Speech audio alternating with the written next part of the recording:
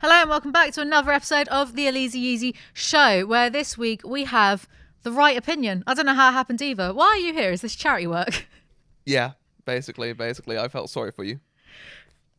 Not even ouch. I'm used to everyone in my life saying that kind of stuff. And we have Rob, as always, eternally here over Still there. here.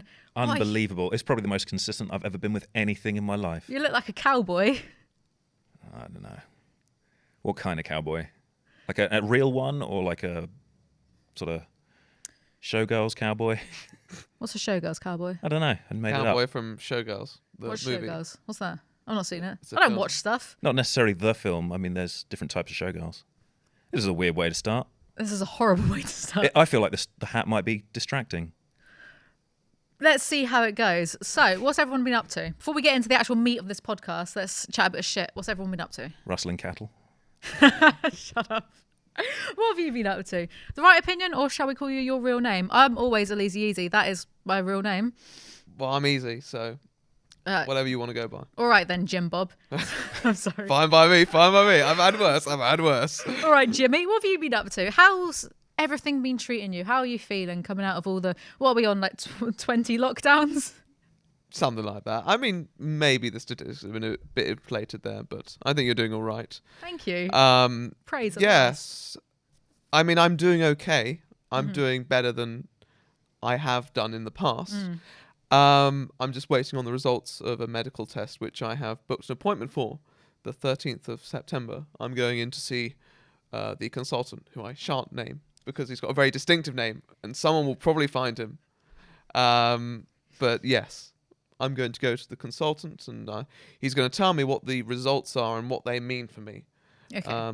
So hopefully nothing too scary. I doubt it would be scary. It's not really a high stakes thing. It's just a massive inconvenience, and that's life, though, isn't it? You Yeah. have to have like a twin removed.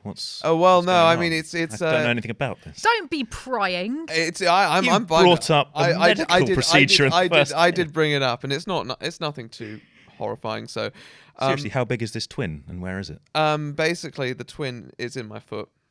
That's a bad place to be. Why didn't It you is. just cannibalize I the twin keep when you were in stepping on utero? You should have just done that. Just ate it. Yeah. That would be metal as fuck to eat your own twin. I'm sorry to any twins out there. Refer back to My episode God. 2 or 3 of this podcast where we spoke about this. Cannibalization of twins in utero.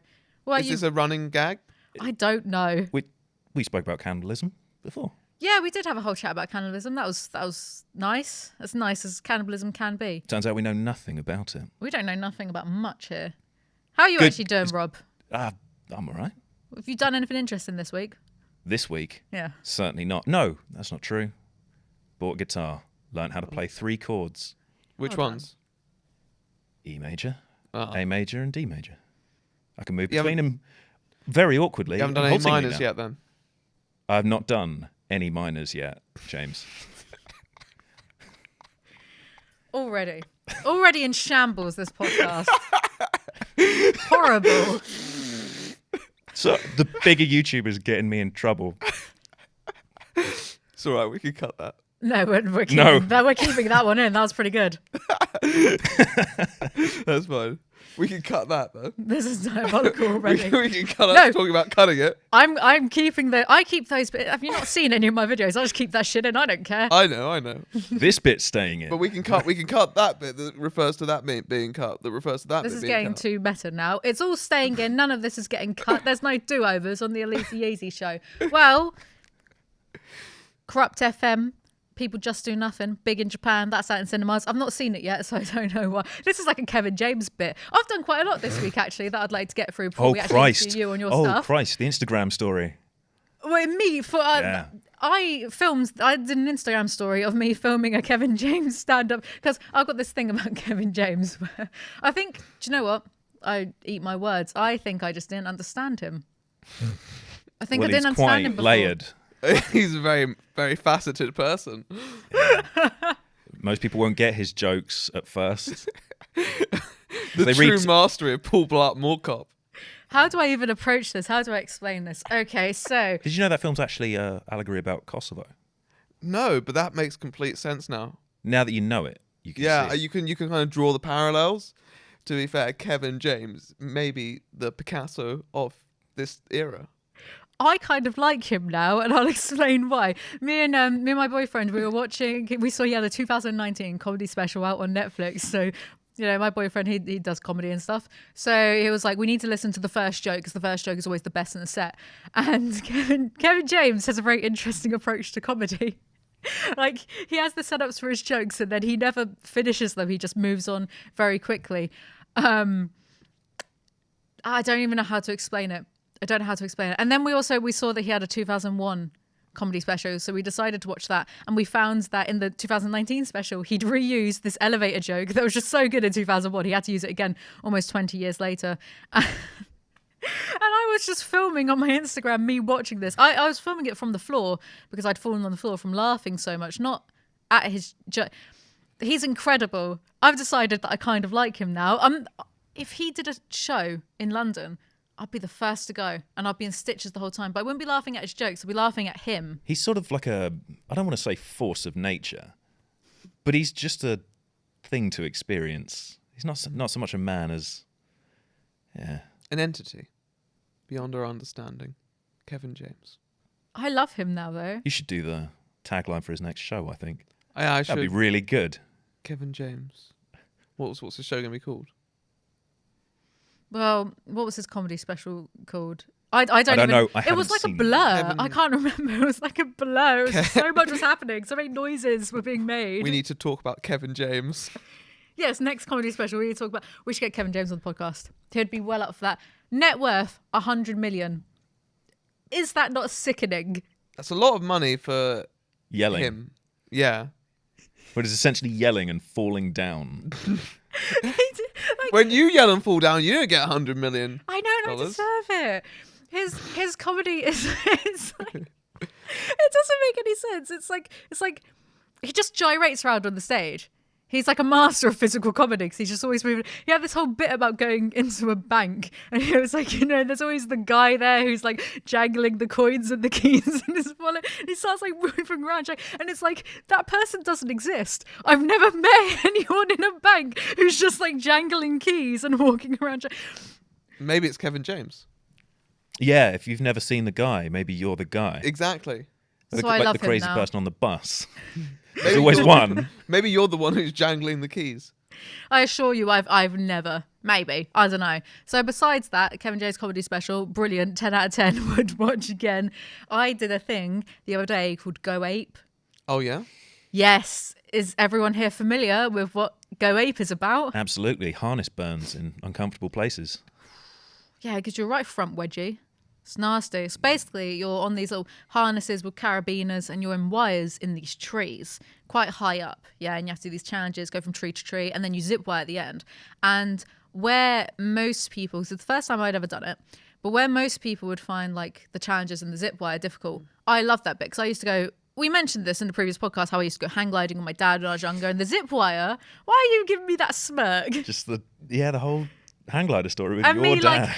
My dad thinking I got kidnapped on a beach, but not really. I just went to go get ice cream. Oh, it was a whole thing. It was great. The zip wire at the end, like you're high up and you feel safe and secure, and it reminded me of hang gliding, so that's quite nice. But I couldn't complete the course because what defeated me, the big ALIZEE YEEZY, Queuing. was standing on like in between the challenges. There's these short platforms. Yeah, I know them. Yeah, and that's what got me. That's what fucked me up. Standing on platforms. That was it. My Go Ape, like a subjective Go Ape to me, that would scare me, would just be having to get through a course of doing those platforms. Because it's horrible, because the wire usually, when you're like suspended, it's above your head. So you feel you feel safe. But when you're on the platforms, it's down at the waist. Yeah. So it feels like you could fall off the tree and just die. It is quite daunting when you're in the platforms between. Thank you. Yeah, no, because you don't feel supported. I've done that before, and I've done that, but I got through it. I'm validated. I couldn't. I was like, well, how am I going to get down from here? The thought crossed my mind too, because like you're on these platforms, you get more and more spooked out because my imagination is very overactive. So I was immediately thinking of things like, what if something crashed into the trees behind me and then the trees crash over and then I'm just like dead because I'm just standing here on a platform. Why are you giving me this quizzical look? What's crashing into that many trees with that impact? Strong wind. The machines from Fern Gully. Yeah. Or Avatar, if you haven't seen Fern Gully. It's the same movie. No, do you know what it was? There were these loud sort of jet noises, and I did kind of think, oh, this is just my luck. A plane is going to crash into these trees. Like planes do. And it's going to be a domino effect, and I'm just going to be on a wire, and it's going to snap, and I'm going to die on this platform miserably. Like the bookcases in a library, they just all fall over one to the next. Like in the Mummy, The Mummy. film. The Mummy yeah. film. The good I'm one, yeah. Eve on a bookcase suspended up high. It was horrible. There are two good Mummy films. The one from like the 30s. Yeah. I like that one. And then the first Brendan Fraser one. Yeah, the second one's that's good. and the third one. Well, the second one's just a bit of a mess, really. It's just like action exposition. CGI Dwayne Johnson at the end. CGI Dwayne Johnson. Could be worse actually. The Scorpion King in all its glory. Which got, I think, 2 sequels. I know. Dwayne Johnson really Yeah. got his money's worth for that role. But what you're saying is what defeated you on Go 8 was cowardice. It wasn't. No, right? When you felt supported and nothing was happening, you were fine. Have you done it? I've Have you done it? Similar Do you want things. to go right now? Do you Do you wanna- want to go outside this studio right now? I am not a coward. I'll show you. Step outside the studio. I shouldn't keep that in. I'm going to get wanna banned from slap YouTube me for with a- saying that. Slap me with a glove. You earlier We- kept like threatening to hit me all the time. Every 2 seconds in the cab, tensing his fist. It's true. It's true. It's true. So I'm a true. It witness. was Tensing his fist because terrifying. Rob thought I was throwing out suggestions of watching good films in place of watching a film called Horrid Henry because Noel Fielding has like a 2-second cameo in it. Yeah, I've tried so Rob many was times to getting get you really to mad at me for it. trying to get you to watch decent cinema, and then you'll watch Horrid Henry instead. What it was, yeah. The family in This front. is your fault, James. I'm not. I just recommended it. It has a good sequence You with want Dick and some of Dom. this? At Go Ape, the family in front were taking forever because they had a bunch of kids. So when usually you'd stand on these platforms for a minute at a time where it's like not enough to get spooked, we were on these platforms for about 10 minutes You a horse? at a time. Yes. I was a horse high up in a tree. There's a carrier bag going past you. Freak out. You would have got scared too. I wasn't scared. I didn't like it. That's all. I don't hang get on. scared. Hang on, can you... No, sorry, I thought we were getting some sound of backpedaling coming through on the feed. I wasn't scared. It overcame me a bit too much. My imagination was too overreactive.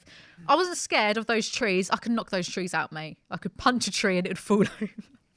Yeah. This was going to be my point about People Just Do Nothing, the film that has just come out. We need to get Corrupt FM on this podcast because I love them. I am MC Grinder. You've never seen it. You have. I have, yeah. basically am MC Grinder because I was watching it last night. And there's an episode where Beats, his best mate, wants Grinder to meet this new friend, but Grinder's really jealous. So Beats is like, yo, you should meet him, Grinder. You'll really like him. And Grinder's like, no, I don't like anyone. I'm not going to do that. That's stupid. From that alone, I'm willing to believe it. Can you confirm? I mean, yeah, that is what overlaps? happens in the episode. I don't know Ali's that well to know that she would say that, but I believe that she is an accurate, Very character. ornery, yeah. Yeah. I don't see why that wouldn't be the case. No. I could easily. I am MC Grinder. They should have got me to play him in that film. I saw him once on a Well, they should have train. just I didn't say substituted. nothing. And I They should just substituted the actor for you, and no one would have noticed because No one would you're have that noticed. alike. Yes, none the wiser. Anyone over people's heads. They wouldn't know that the big ALIZEE YEEZY had a cameo in which I haven't seen yet. I should actually go to see it. But anyway, shall we move on? So that's what we were doing this week. Nothing. You. People just do nothing. Shall we move on? Look, I've got notes and everything. I'm well prepared for this. You really shut down my interest in music there. There's nothing, but never mind. Oh, I'm Yeah. sorry. Good for you for pursuing a musical playing interest 3 or- chords. Yeah. It's a good start. You could maybe play 4 chords next week. Anything's possible. Yeah. Let's I'm not get ahead I'm of pretty ourselves here. ambitious. I think set your bars high. What are you chatting about? I wasn't mumbling anything. I'm not a coward. I say things with my chest. I'm not a coward. I'm not scared of trees. We don't have God, what time have for I you to got? go into this hole. I don't We'll just have talk about it over dinner anything later. to be scared of It's from very trees. Trees should be defensive. scared of me. Yeah, I'm a right. human. We're ruining trees. They should be scared of me. So, you make very long videos. I love that segue. Yes. You're kind of known for it. Yes, I guess I am somewhat known for making long videos, though. I'm not the only person who makes long videos now. They're like Zack Snyder length videos. Yes. I'd say that's a fair analogy. And yeah. More they'll- informative though. Than Probably, anything yeah. Zack Snyder's I mean, Zack Snyder's. It's what's it called? I've forgotten its name now. Cut of the film. Justice League. Justice League. Yeah, Zack Snyder's Justice League. I mean, very deep. I'm sure. I haven't watched it, but I assume it's very deep because Zack Snyder's such a deep person. It is. I mean, it kind of comes down the same level as Kevin James. And Kevin that James. way. Why didn't they make Kevin James Superman? I can imagine it now. Don't you hate it when kryptonite gets near you and you're like this? Whoa! That's Kevin James, right? I'm so good at impressions. I'm literally the best MC in the galaxy, best podcast host. How long does it take you on average to make a long video? I mean, it can really depend on certain circumstances. It used to take me like maybe 1 to 2 months, but recently it's taken me a bit longer just due to other life issues and all that. That twin in your foot. Yeah, the twin in my foot really annoy me. He tries to talk to me when I make a video and I just get very distracted and have to stamp him out. So Just kick him with your other foot. yeah. You know what you should do? You know, like scooters, not motorized scooters, but kid kick scooters. Smack one of those against your ankle where the evil foot twin is. The most That'll painful shut thing. him up. Painful thing in the galaxy. Well, you know, the Nico Avocado Yeah. video, that infamous documentary, 4.5 hours long. Yeah. How long did that take to... That one didn't take too long, actually. I think that was 2 to 3 months. Wow. I could never. If a video takes me more than 3 days, I'm done with it. I don't think my part in it took too long because obviously there are certain aspects of my process that I outsource, and I remember getting it done reasonably quickly. The scripting at least was pretty smooth. I recorded it pretty efficiently, and I managed to get it out for editing pretty quickly as well. And then there was a couple delays, but I think all in all, I was quite pleased with the time it took. It took me a bit longer than ideal, but I was satisfied with the process in general. So you say it took about a week or so for the script. In fact, I think I do remember you saying that to me once. Yeah, I yeah. was like, Jesus Christ, what are you doing? What is this? Oh yeah, no, I was. But how long would the researching part The of that research take? took a bit, but not that long. Just watch Nico Avocado videos. But and- how much did you have to watch? His videos are all like 40 minutes long of him screaming, and there's Yeah, at that's- least like 5 of them a day. I know, That's but- unbearable. Yeah, but you just kind of desensitize yourself at a point. We had that discussion, and you get enough Nico Avocado, and you just kind of know what to expect. And you can look for the cues in his videos because it's quite interesting in a way. There are some videos that you know are going to be ones that are worth talking about just because of how he's presented them, and so you're like, okay, I need to pay a bit more attention to this video, and that video. They're going to be kind of like, I guess, the key parts of the content that you're making. So I just kind of approach it with an open mind in a way. And I don't watch all of Nico Avocado's videos. I don't think... I don't think you could. Anyone could. No. I mean, there probably are people out there who have, but If not you have, me. write in. I want to know. My best mate. Don't put your address down on the I don't want to know from anymore. I don't want to my hear from best you. mate, The Simpsons, watched every episode of Simpsons. That guy, yeah, he went through a phase of watching Nico's content every day because he would just put on the background whilst he was working from home. Because imagine being in an office and then you just hear on the other side of the office, "It's your fault. Why? I'm putting on weight and I don't know why." Imagine hearing that. Well, in an office. excuse me, missy. Shh, I'm Colin Corporate. Funniest person on YouTube. How long was your script then? Do you know how many thousand words roughly? Because that's a long. It's a Oh, I don't know how many thousand words. It was. ballpark. It was. I think the page count was over 50 pages. Okay. Jesus. Yeah. I'm not entirely sure, but I remember thinking, oh yes, that's a lot of pages. Yeah. And then that's when I clocked it, but I don't remember the. Starts to feel like a screenplay at that point. Yeah. Remember I that mean- very elaborate VPN yes. advert at the start. Yeah. That was good. That was a good collaboration with Lord Vega. He does great visual work, and he's got such a talent for that sort of stuff. And I thought, well, hey, let's put that together and make something visually interesting. And yeah, I was really proud of that. That was another really nice aspect of the video that just adds that extra like little cherry on top. Have you noticed that Nico Avocado, he does this thing with his thumbnails? I don't know if this is a recent thing, but he's been making his face redder in them than he is in real life. Like he's like ups the red contrast on Photoshop or something. Why do you think that is? Fascinating, isn't it? Make him angrier. A more emotional thumbnail. Yeah. Who's And it's thinking also that they think visually that's real. interesting. Yeah, it's I more reckon. contrast. I don't know. Could be real. Maybe he's just like really tensing Maybe just up like and getting the. Yeah. Yeah, you can definitely cut the blood flow to your face and neck if you're straining. So maybe he's just doing that for the visual contrast. It draws the eye. It's visually very interesting. A method actor. Gotta respect it. Well, he's not Based. averse to putting his health on the line for entertainment. No, you've got to give him credit for that.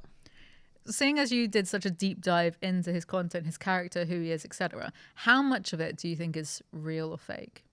Because he did the interview with Marriott where he, tried to say, well, he didn't insinuate, he outwardly said, oh yes, it's all real, this is my real life, but it's like, no, it's not, come on. I mean, I think the James Marriott interview was kind of part of the act.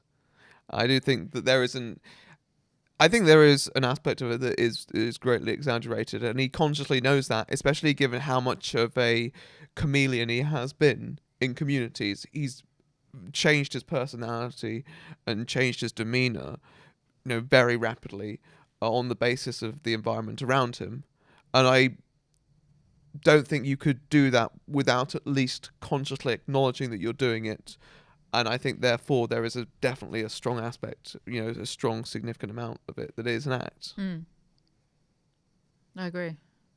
Why do you look like that? I'm just trying to be positive about it all. I watched this last night. This is why I'm very tired. I got an hour and a half in, which is a feature length anyway, but given that video goes 4.5 hours, it's a lot. And it's a lot of repetitive videos of him. Yeah. Because you're trying to drive the point home, obviously. Yeah. So you're getting a lot of concentrated. You get a lot of Nico Avocado. Nico Avocado slowly devolving, and it is a slow devolution. Yeah, I don't know. I'm generally distrustful around people who can change their entire personality on a dime. Oh yeah, I wouldn't trust him. I wouldn't befriend Nico Avocado. As far as you could Well, sling I an would. avocado. He'll be my best mate. We'll get him on this podcast. He probably doesn't like me. I mean, he's welcome to He come doesn't- on. I'd be very interested to talk to him. He probably doesn't mind you. He doesn't like the T channels. But No, he you're doesn't. not a T channel. You're a commentary channel. He saw. I did this whole thing where I bought his Patreon. Yes, I remember that. Yeah. And you messaged me like, "Oh, I bought Nico Avocato's Patreon," and it was something to do with like I can't remember. You got the highest tier, so you could be credited as a producer, didn't you? And I did get credited. Well, as a okay, so producer several what came times. What came out of that? Because I don't know, like, did you contact him? Because Yeah, we James, mess- you were saying he didn't really get into contact with you over the. Oh no, he didn't Long-form video. didn't contact me at all. But then again, I didn't do necessarily anything for him, so I wouldn't expect him to. I mean, it's his prerogative after all. But obviously, ALIZEE did donate very kindly to his patron, and I had more money. I had more money than sense. It must have just been a good AdSense month. yeah, I mean, catch Wow, me you doing really that knew again. how to reward yourself. I'm going to treat myself this month by paying X amount of hundreds of dollars for this man to just scream at me Next and time. throw food around. next time you have a good AdSense month, think of me. Well, do you have a Patreon with some top I tiers? do. No, I've already got something out of you. What's You're here, your- aren't you? what's I've your done top nothing. tier? I've put no money down. Be charging you. I should be saying. Yeah, it's too subscribe to my late now. Patreon. You're not going to catch me. Oh, for goodness. What is on your top tier of Patreon? It's the £1 million tier. And what do people get for £1 million? They get me flying out to them, and I give them a personalised ice sculpture. Not bad. Done. Not bad for £1 million. Done. I know. Thank you. Do you think does that have to come from one person, or do you think people could do like a lottery syndicate, like a Yeah. pooled like funding, and you'll come out, and it can be like a what's the big mountain Rushmore. Rushmore, yeah. Yeah. Oh, and you yeah. could do that, yeah, but with their faces in what I have to assume, and forgive me if I'm wrong, but I'm going to assume you're not actually very talented at ice sculpture. No, actually, I have dyspraxia, so my fine motor control is absolutely awful. So it would be very abstract and impressionistic. It would be. I think it would be quite avant-garde in many ways. How bold and brave of you. I know. I'm innately bold and brave person. During Groundhog Day, at the end of Groundhog Day, He Bill makes Murray, an ice sculpture. yeah, he does an ice sculpture. It takes like with a chainsaw, right? And it takes like a good 30 to 40 years to become an expert at that. He's doing other things. He was doing the card flick as well. Yeah, and apparently he read every single book in the library by only reading one Page page a day, at and time, that's how yeah. long he was in. I know my Groundhog Day lore. Anyway, how do you choose what like topics to make a video on? What's the process there? Do you maybe see something that's trending, or is it more a personal interest of yours? How do you I mean, it's a pick? mix, really. I sometimes pick something on popular demand. I don't take requests, but I definitely, if there's like a deluge of people saying, please make a video on this, then I will definitely take it into account. I think that a personal aspect does play into it, because I feel like it has to be a topic that I am personally interested in. Most of the time, though, what I do is I have a document with topics, prospective topics, because I know that if I don't write them down, I'll forget them. And so I just note the topic down, and then if I'm feeling like, oh gosh, I've ran out of ideas, I realise I have a whole document of topics, which always keeps me in supply at least. Have those ever just decayed and gone out of date? If you've got this... There are definitely topics that one would consider out of date or less relevant now. But one of the things I find is that there isn't necessarily a time on a lot of these videos. So I can return to a topic years after it's happened and it'll still be interesting. Like a post-mortem. Yes, exactly. I'm battling an urge to say something because I don't want to fall into the pitfall of, oh, podcast, safe space, say a lot of stuff that maybe gets backlash. Because I find that's what happens with a lot of people who get into podcasting. Ryan Adams, Shane Dawson's fiance, podcasting I just don't think was the best move for him because he's just always saying stuff that people don't agree with or whatever. But having to have like a personal stake in doing a video on someone, I can relate to that. Because I did notice at the time a lot of comments asking me to do a video on the Creepshow art thing. Oh yeah. And I didn't even acknowledge it. And here's the really rude reason why. I don't give a shit about that person's existence. There's no polite way of saying that. I think that's rude, isn't it? Is that rude? I don't think he's going to help you there. We're bringing in our guest videographer on this. Usually we have Ked's motions. I always like Ked, am I being out of order? Of course, I was aware of her channel. I never watched any of her content. The only content I'd ever consumed of Creepshow Arts was someone sent me an Instagram story of her yelling. This was around the Onision thing with Chris Hansen, and she was yelling about Chris Hansen. Just yelling, and it's like, this is achieving nothing. You're getting angry at the sound of your own voice here. You're getting really irate, and it's actually coming across as what you're saying is quite valid, but it's coming across very unhinged because you're literally just screaming about Chris Hansen by yourself in a room, and Chris Hansen's not going to watch your Instagram. Like, what are you doing? That was the only bit of content I'd ever seen of hers. So when all that stuff went down, basically she was going on this forum, an anonymous forum, lolcow, which is kind of like 4chan's B, but for internet drama and like internet celebs and stuff. It's a cesspit, yeah. She was going on there like anonymously slagging off her mates and referring to herself in third person, obviously, because it's anonymous. Being like, is her name Shannon? I don't know. Creepshow Art's work is really good. Sorry, I just find that really funny. She was talking about herself anonymously. I mean that's the How thing. much time in a day do you have?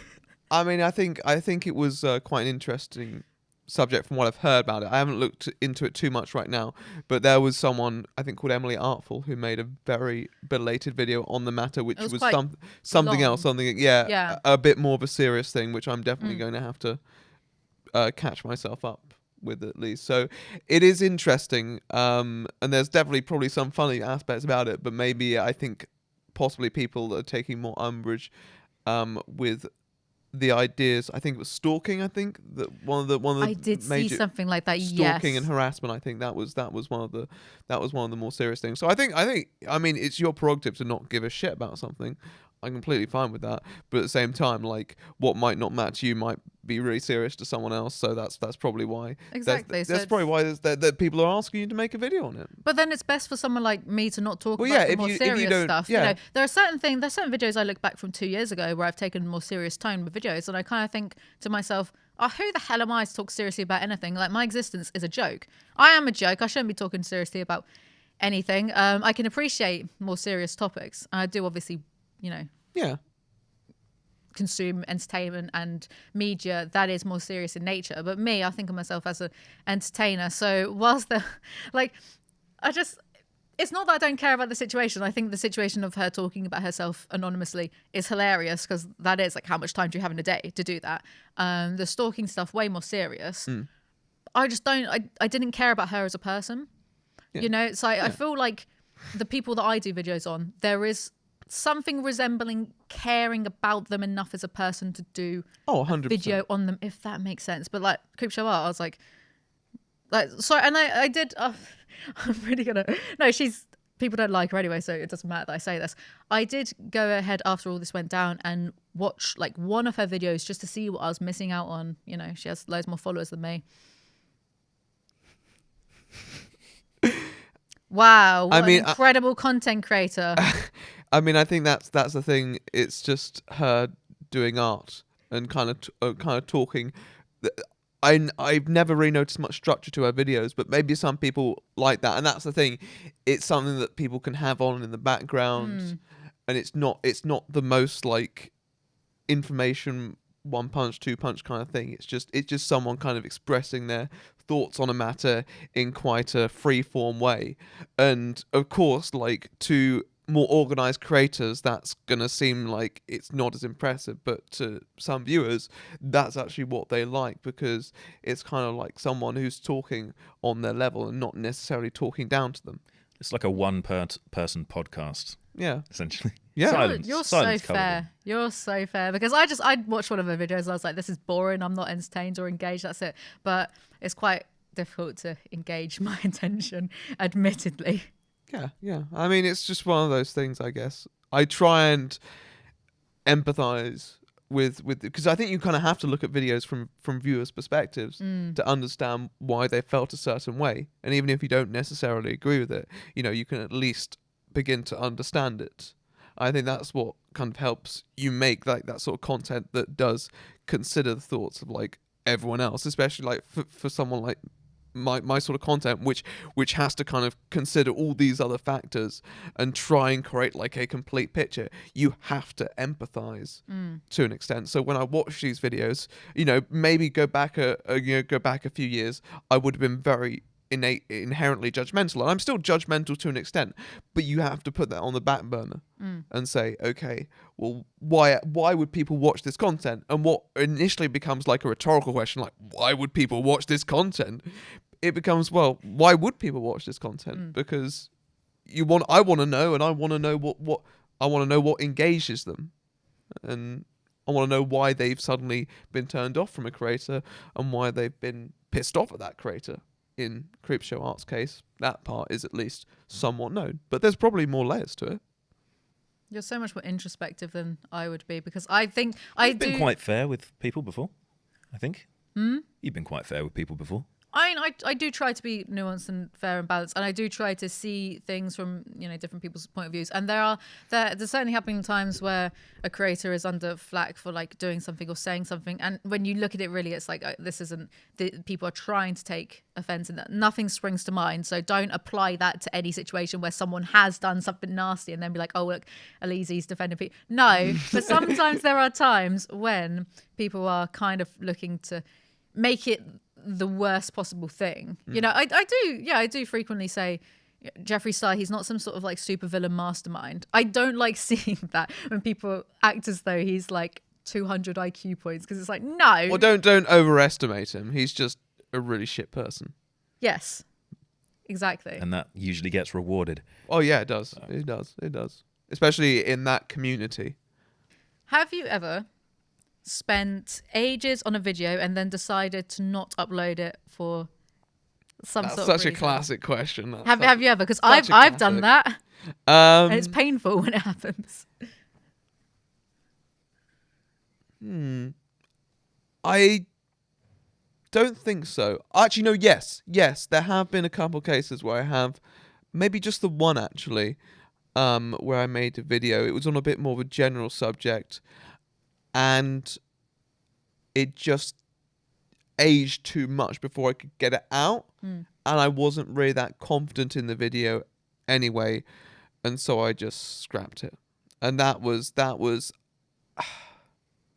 gosh, that's a period of time that I do not remember well. 2019, I think, probably mid to late 2019, and I just was not that pleased with the video in the end, and I was just like, nah, I can't be bothered with this, and so I just moved on to the next thing. But I can't really remember what. It was just a general topic on response videos, essentially, I think. And I just decided, actually, I want to make something a bit more focused. I can still draw some deeper messages, more generalized messages from that. But I need something, I guess, a bit more solidified to anchor it in. And there was also things I said in the video which dated very quickly. And so I wanted to kind of make sure that the videos were staying timeless as well. So it was just a combination of factors, and that was just the one video. I can't remember any other videos. Any other videos that are kind of in limbo have not been struck yet, and so I shan't say anything about them because they may still come out. And when did you start using so many editors? Because you work with quite a few. Okay, that was around 2018. That was early-ish 2018, not too early, like early to mid 2018, I think. I did the style on one video that's still up, and then I took a brief break, and then I came back with a very long video that is no longer up. And I used a lot of editors on that, but it was a mess, partly because I was a mess at the time, and I didn't really have any semblance on how to do a lot of things, and so they kind of reflected my chaotic energy, I suppose, and so the videos, it was a switch, and I mean, I think the only impetus behind it was that I wanted to do something different, because I felt disillusioned at the time about short form videos, so I just, well, why don't I just make one longer video instead of a video every 2 days, which I think it was at one point. I was I was doing a lot, and so it was just I was like, I need to condense this. I can write stuff.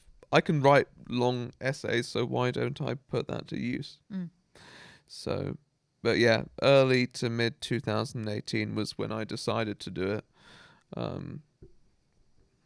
But yeah, can't really tell you too much else about it, unfortunately. I wish I did.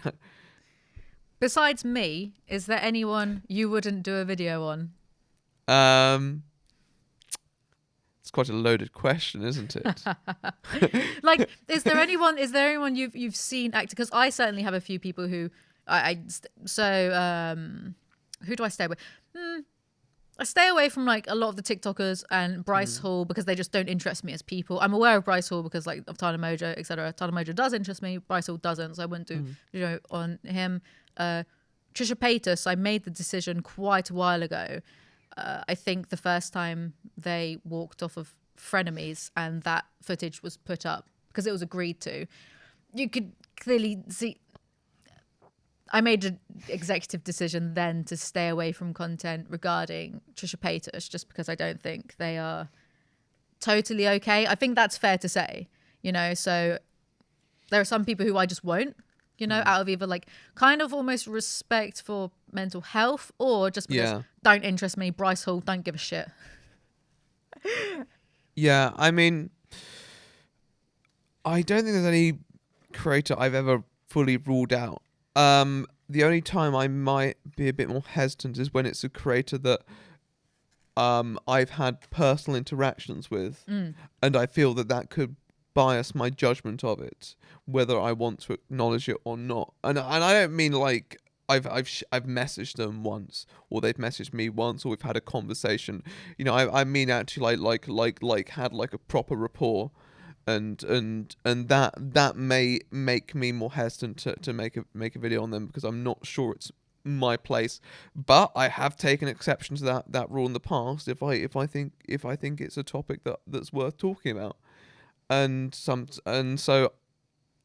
I don't think there's anything you can ever fully rule out. Well, I can't ever fully rule out. But there's definitely times when my decision has been affected by my thoughts about, well, how am I going to approach this topic?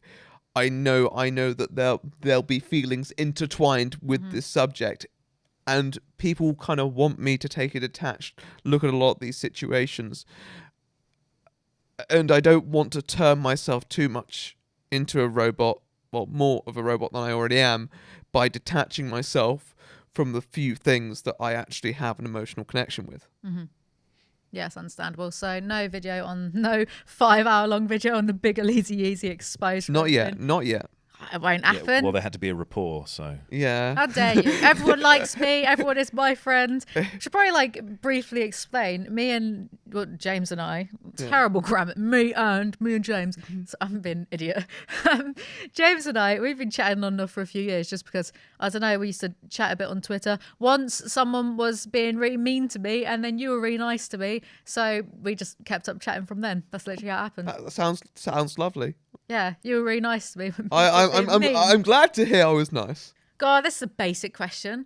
When did you start your channel and why? Okay, that would be... Let me get this correct. It would have been March 2016. I remember it.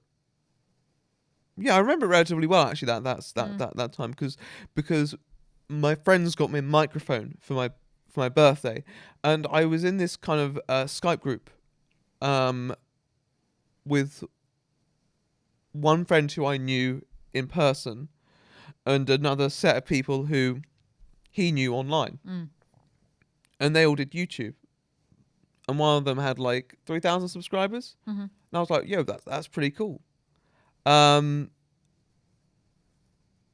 I thought, well, I'm not doing anything else right now. I was very bitter at the time because I was rejected by my first choice university, and I was going to a place that I wasn't really happy going to, and it had not been the best year in general.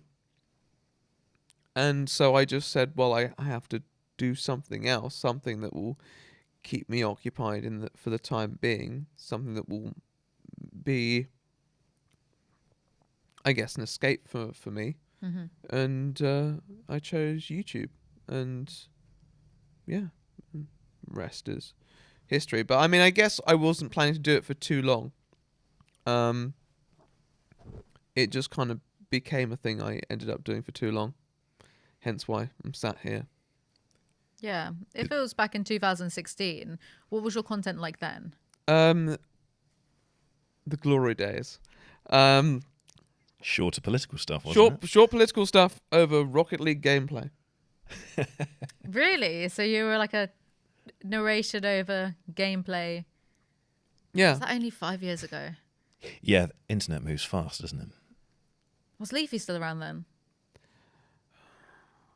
I don't. I mean, I think so. I think that was that was the year Leafy and iDubbbz and Keemstar had that big. The internet is so weird. Why am I on here? Just surrounded by. Don't know. That a question I ask Weirdos. many times. You don't know who those people are, do you? I know about Keemstar now. Oh, yeah. The dread, he says. Less on that. I don't want to appear on drama. But alert, no, so. because your uni, you went to uni in the Netherlands, didn't you? Yes, that is true. So, but also in the States. I did basically a semester abroad in the States, and I was there for, I think, 4 months. But why the Netherlands? Oh, A question I ask myself a lot of the time as well. I didn't realise it was this loaded beforehand. I know it's all good. I You have to tell me. was bitter. I wanted to do something interesting with my life. I wanted to prove everyone wrong. Mm-hmm. It was it was a late stage rebellion. And I just wanted to kind of make a statement and say, yeah, I can do that. No problem. I should have like left after the first term, but I was too stubborn, and I just stayed there like the musicians playing on the Titanic. Yeah. Why didn't you What's just... it like? What's Why- the Netherlands like? I've never been. Oh, Netherlands itself is nice. Yeah. Netherlands itself very nice place, and everyone's on their bikes, and it's a very nice place, generally speaking. And I was at 2 places in my time, and the second place called Groningen. Called what? Groningen. Yeah. That's I not don't know why I'm looking at you. You're you want me Finnish. to you want me to do it as well, don't you? No, No, it's it's like not too help. dissimilar to, because I lived in Sweden for a bit, and they've Yeah. got similar sort of pronunciation Yeah. for things. So. And that was a really nice place. I love that place. It's a great place. But in general, I mean, the Netherlands is just a really nice place, and a lot of personality, and I think there's a lot of merit to the country. I think. I mean, I can't really say too much like in detail about it, because I'm not really someone who analyzes the landscapes, but it was an enjoyable Decent. experience. What yeah. was Right. the? Well, I mean, the Netherlands was nice, yeah. Did you do any university in England, or was it all? No, I haven't done any university in England yet. So what's the culture like there in the Netherlands? Um, And what's the difference between that and going abroad to America? I imagine there's a difference. What's the culture like in the Netherlands? No, I don't know. I that's a very difficult question for me, because I never really got into the student culture in the Netherlands for a variety of reasons. And I mean, the US was quite defined. I think, it was. I remember having an apartment with a lot of with some frat. I mean, not frat. I don't think they were in a fraternity, but they were the stereotypical ones, and they were nice. They were nice chaps. Nice chaps. So English. Yeah, they I was were. going to say, were they a bunch of douchebags? You said they're stereotypically Lovely frat. chaps. Well, I know. You know Splendid. what? If you met them, you probably would have thought they were douchebags.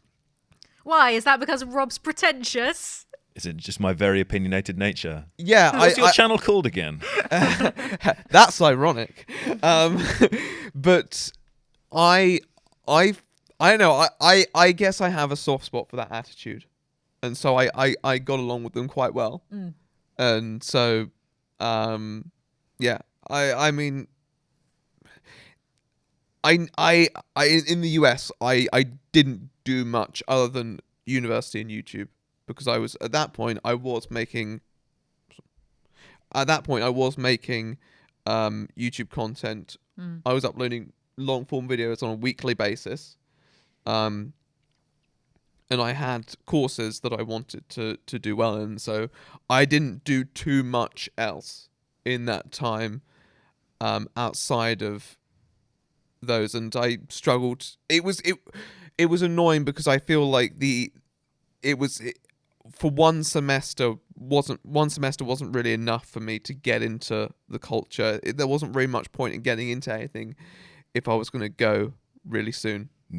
And so I mean, I don't really know too much about university culture despite being at university. I'm probably not the best person to ask about that because mainly I didn't have a lot of social interaction. I'm quite a sociable person. I'm normally quite extroverted, but university kind of flipped that all on its head, and it was sometimes that happens, and so it's hard to even really kind of provide a clear narrative on what people were like because they were just bodies of flesh to me at that point. How lovely. Yeah. Lovely chaps. Yeah. What was the response to YouTube? Are you doing YouTube then? Were people more impressed by it in America? 'Cause Yeah. your channel would have been bigger by that point anyway. Yeah. No, I think people thought it was pretty neat. The people I spoke to, I don't really introduce myself in person as the right opinion though, believe it or not. The handshake and Yeah, good day. I'm the right opinion. What?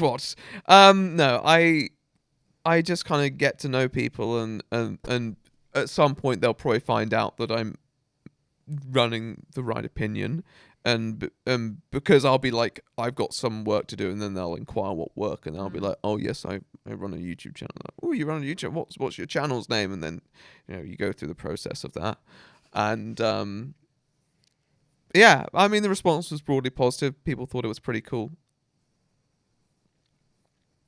I mean it's fair enough, and then we just get back to normal people things, I guess.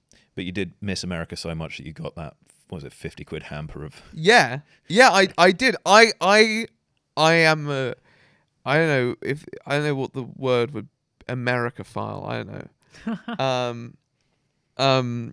But yeah, I am, and I enjoyed the culture, and I felt even though I didn't have that much time to designate to actually involve myself, the time I did, I really enjoyed, and I that's like the one like semester of university that I have like a very very strong fond memory of, because there were just like things where I could do, and I'm like, haha, I'm doing this because I'm in America.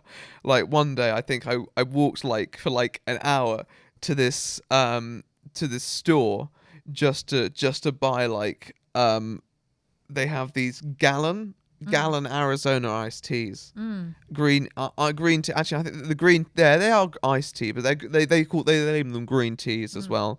And I walked for like an hour just to get that, and just walk back. And the thing about America is they have stores in the strangest of places, and they have outlets of everything in bizarre places as well. And they could be the most rundown thing, and yet there's so much appeal to them. And I just remember there was this steep hill, and there was this Subway on this hill, and it there were no customers there, no one was going in, and I just went in, and there were these two lovely ladies, and we had a good conversation, a good about things, and it was a Subway, but it didn't feel remotely commercial at all. There was something so quaint about it, and I guess those experiences are the things that I remember the US for, and I guess they just don't come as easily in the UK, and I don't know why, because I'm sure they exist, but it's just something about the US that I hold with particular predilection. I love the fact that you've come up from the West Country and the fond memory you've got is a very isolated subway. Yeah, yeah. You can't find that. Yeah, well, subways where I'm from, they're in the middle of town. I mean, there's two subways. They're both in town. They're both typically like jam packed. Not jam packed, but there's always someone in them. You can't go. There's nothing nice and homely about When about there's the another subway. person in a subway, I hate that. I hate it. I hate going outside and just seeing people everywhere, scratching themselves, sniffing around. I'm trying to buy sandwiches and there they are. But there's just something so fulfilling about just a peaceful experience where it's just you and a subway. And two happy subway employees. You were probably the first customer they'd have I that know, day. It's but probably why they were nice. I There's know- too many employees per customer. I was like, how is this financially viable? And I thought, I don't care. This is a really quaint little place, and I'm glad Subway are running it. Whereabouts in America was this? Which state? South Sorry? Carolina. Yeah. What are they never- famous for? You've never heard of it. I know, I heard of Never. it. What's that? You're making this up. I had the word palmetto come into my head. Is that a word? No, don't ask me. Actually, don't look at me. I could just be making it up, but when you said what is South Carolina famous for, and I just thought palmetto, and I do not know why. Alligators? Those words. What's that? Palmetto. I mean, there Is may. it brand? I mean, South Carolina isn't far from like Florida, but it's not known for sharing the aspects of Florida. Maybe the aspects of the most northern parts of Florida, but maybe for the wrong reasons. Oh, I'm aware of the Florida Man. I was about to meme. say that's Florida all man. that comes to I mind. mean, Florida man. there isn't a South Carolina man, It's but an alligator. the thing about Florida is it's quite a diverse place. You go to North Florida and kind of like the Panhandle, I think that's what it's called, and that's kind of like that's a lot like the Deep South in many ways. And then you kind of go further south, and it's different in every way. And South Carolina is considered like a southern state as far as I understand. But the place where I was in was a bit of a liberal hub, so it was a nice balance actually, because I did meet some Republicans, but they were like not necessarily the stereotypical Republican you think of. They were quite interesting people in themselves. And I don't think they were the sort of Republicans who probably held like particularly outspoken conservative views. So it is an interesting place when you end up in one of those. Like you could have a conversation with someone, it wouldn't devolve into a angry debate or just an argument. An angry debate is an A argument. newspaper article. Yeah, it wouldn't devolve into like a argument, and you could, I don't know, actually listen to someone's different political view. Yeah, I mean, I am still friends with one person. I mean, I'm friends with a couple people who I met there, but one person who is conservative, and when I met him, he was a big Ben Shapiro fan. And so that was it. That was an interesting introduction, and I guess we had a few ideological barriers, but he's a nice bloke and he's all right among us, so I let him off. I'm looking forward to having Ben Shapiro on this channel. Yeah. He went on to the Russell Brand show, but then again, that is because Russell Brand. And actually, I listened to a bit of that, and then I got bored and disengaged. Ben Shapiro is a boring person, though.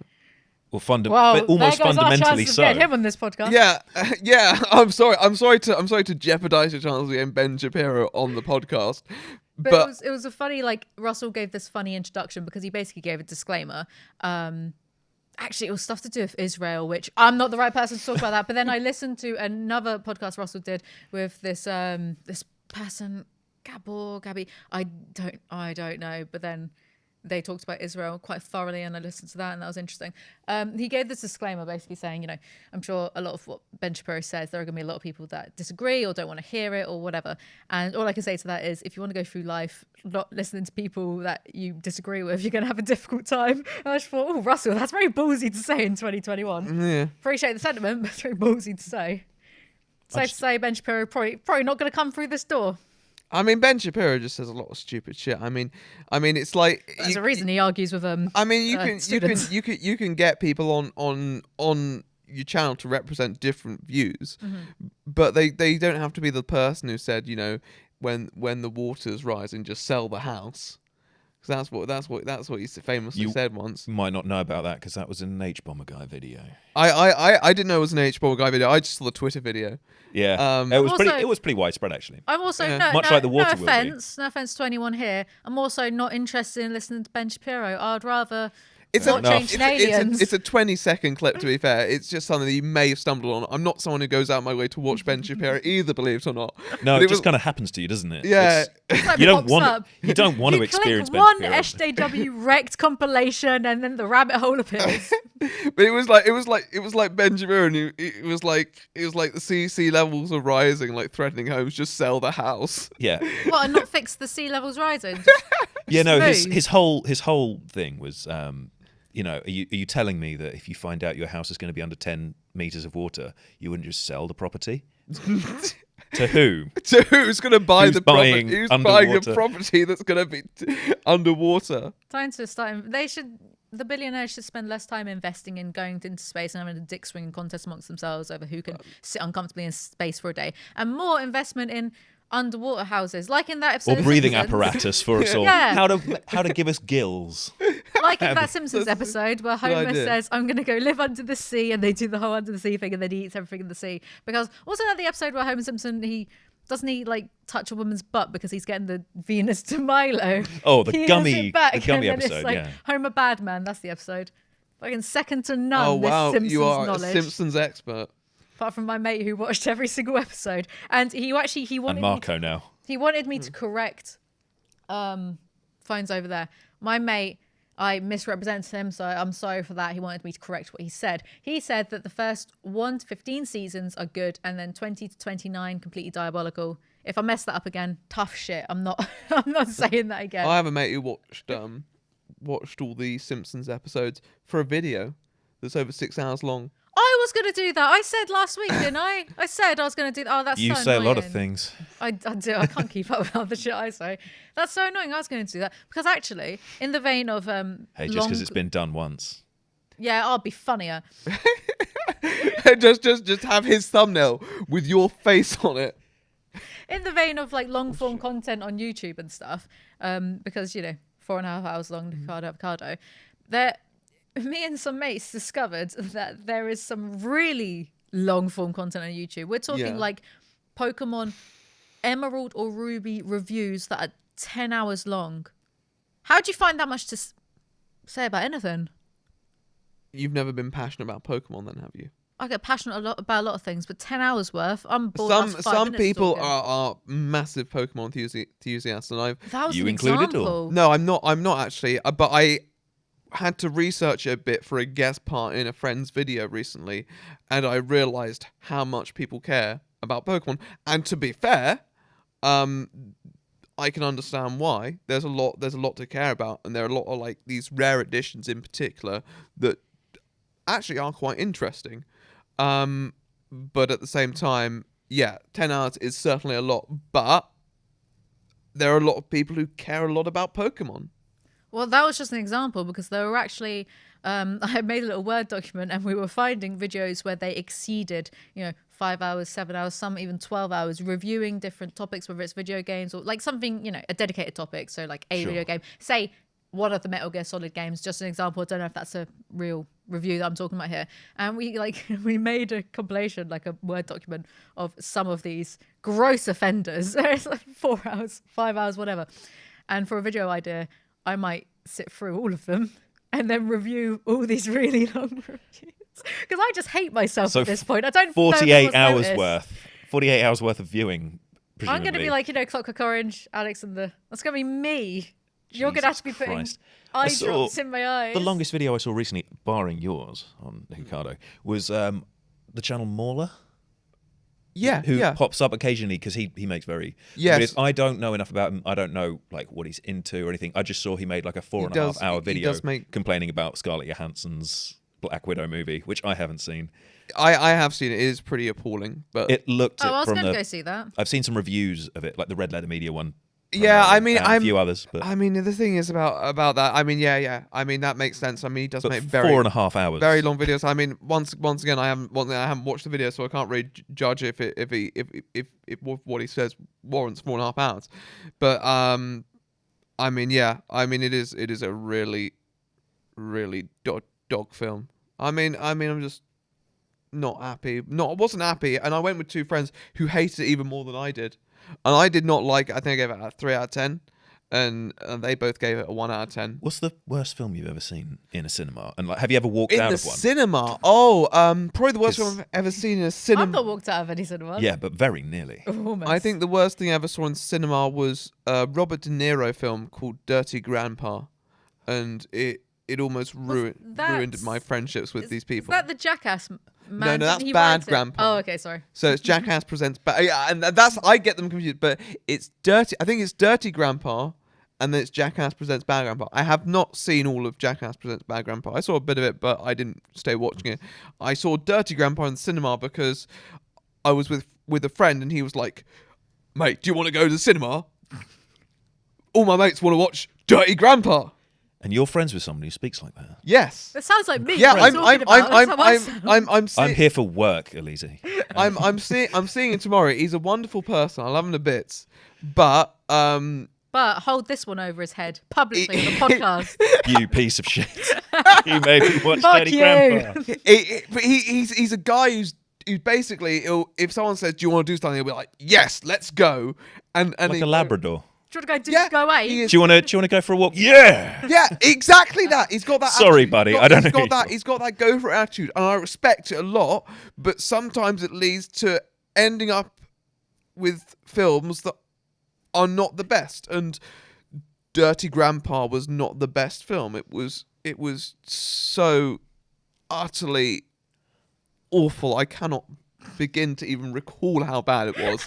And I just remember cringing so much, and I was in pain. I was in pain. The second worst film I saw recently, Peter Rabbit 2. I hated Peter Rabbit 2. Peter Rabbit 2 made me real What's mad. going on? Okay. Well, there's a YouTuber I really like who only has like 30,000 subscribers. Shout out now. Only more than you. I'll piggyback off yours. Thank you very much. I wanted to say nonce for a second, Once- but I didn't mean that. You snot. Jesus Christ. Nonce, I told sorry. you, no minors. 30,000 subscribers you were sniffing at just then. Go on. Well, yeah. Well, once this podcast gets like 60,000, Yeah, I'll once chop Ben that in Shapiro half. comes in And to yeah. get verbally abused by us. Oh, Benny Shapiro. No, so the Authentic Observer, she did a whole video takedown of like the first Peter Rabbit film with it's James Corden, isn't it, who does It the is voice? Oh, James- say no more. That's it. So He's she- not coming on the podcast. But also Donald Gleeson, who Yeah. I and- like as an actor. But yeah, she did a great like essay just Yeah. explaining how they could have made a good film, and it's actually sort of in depth and coherent. And Well, I wanted to see her version of the film. I'd love to watch that video. It sounds good. Just never Peter Rabbit again. Yeah, no, I haven't seen the original, but it was just once again a friend suggested we go to the cinema and watch Peter Rabbit 2. What Friends? Isn't it for children? This film Wasn't the same guy, was it? Yeah, man, let's go. No, this is a different one. He's a YouTuber, so I won't call him out. Oh, you should. Yeah, you expose Peter Rabbit No, to go watching on. kids' films. Go on. Who was it? Who is this arsehole? No, don't peer pressure him. No, I think I You go will. sit outside with Ben Shapiro No, in the corridor. No, come on, much bigger YouTuber. You tell me. No, don't peer pressure him. What's wrong with Peter Rabbit? I've not seen either of them. I do know that there was some sort of controversy. I mean- with allergies and someone That was Peter Rabbit 1. That was allergy Blackberry sufferer thing. and Was it throwing throwing- blackberries at people who yes. have allergies? Okay, yeah. that Okay, was Whatever. What's so but- wrong with Peter Rabbit 2? It was just. I mean, I don't even know where to start in a way because I've kind of once again I began the process of wiping it from my memory. It was so awful. Sorry. Was it really anti-Semitic? What? No. We'll cut that. I'll keep that in. Oh, fair enough. I've got a thing to say about a kids' film. Actually, You never know. Actually, yeah. I Disney's track record. Yeah. Yeah. what do I Fair really point. hate about? I mean, it was very soulless. I mean, James Corden was was awful because it was just James Corden. And You you know see- it's James you know Corden. it's James Corden because how could it be anyone else? And you're like, why is James Corden a rabbit? So it's a shame because he was so good in Cats. I know. He should have. I mean, once again, he's really playing all the animals now, and Doing what to them? The only role he's done good is Smithy and Gavin and Stacey, and that's because Smithy is a bell end. That's why he's good at that role. and basically, I never watched it. I'm not sorry, James Corden. We'll get him on the podcast though. There's this meta narrative in Peter Rabbit 2, which is probably the most insulting thing. It's about selling out.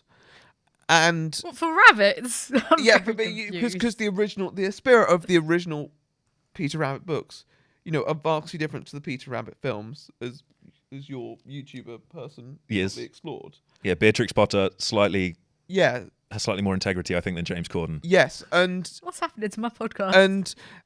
and basically is. what they do is they make this meta narrative about not selling out, and then they sell out anyway, but they do it with this very, I guess, tongue-in-cheek way. Haha, you see what we did here. And it's just very insipid. I really despised it because it was just like inherently contradictory. Like selling out and being self-aware that you're selling out does not make Absolve the you. film- It doesn't does absolve not you. make the film good. And that was the problem. It was like, haha, we're so self-aware, we're selling out. Which is why you hated Deadpool. And That was Keemstar's like word for word criticism of commentary channels back in the day, Pyrocynical, Leafy. He would say they all hide behind, oh, it's satire, we're funny, we're self-aware, like we're shit, but you're actually just shit. I don't think self-awareness is always bad, but I think the problem is that a lot of people kind of use it as a defense, and also they kind of use it to kind of, I guess, clear themselves of doing things they wouldn't do otherwise, and that was particularly prevalent in the Peter Rabbit 2 film. That basically this would. This would have been lambasted by anyone who appreciated the original Peter Rabbit books. And so what they're doing is basically they're getting ahead of the ensuing criticism and saying, haha, yes, we are selling out, but we know we're selling out. Hey. And I just sat there in the fucking seat thinking, go fuck yourself. Peter Rabbit. Peter Rabbit. James Corden more specifically, because James Corden is unbearable as Peter Rabbit. There is no way James Corden... You're getting a nudge from as well. There's no way that James Corden should be voicing Peter Rabbit. He should be Locked up somewhere, away from all media. If Peter Rabbit like appeared on my doorstep with James Corden's voice, I'd have him put down. I'd hunt that little rabbit. I'd get the dogs out. I can't wait to clip this whole bit. for Thank the God highlight. we've got Paddington though. Peter Rabbit 2. Massive pile of dog shit. Basically, in essence, it is a massive pile of dog shit, and I was very angry after watching it. When are we going to get a right opinion video on it? Exposed video on Peter Rabbit 2. I mean, the only thing that might happen is a James Corden video. The right rants, you could call it. Just do some unhinged rants. I'm sure your audience would quite like that. You call them rants. I know, it's Yeah. weird, isn't it? You're the poshest person that's, ever spoken on this podcast, barring maybe me. But we don't even pronounce it rant. Yeah, no, I It's pronounce rants. it. It's rant. I mean, I have to say, I am a bit Americanized in my speech, so yes, but I cannot think of anyone else who calls it a rant. No one ever has. Rant sounds horrible. Rant like ant. Rant is an aunt. Why don't you call them ants then? Tiny ants running around. Well, Being much stronger than you'd expect them to be. No. Okay, well, maybe you'll get into doing a very long form video on Peter Rabbit, but until then, I'll definitely mention Peter Rabbit 2 if I ever make a video on James Corden. But until then, let's just bring the mood back up. Yeah. The best movie ever made, in your view. Hot Fuzz, of Hot course. Fuzz. I rewatched it the other day, not because you were coming on. I didn't realise this until afterwards. I just rewatched it because I thought there's a film I can see seemingly any number of times. Yes.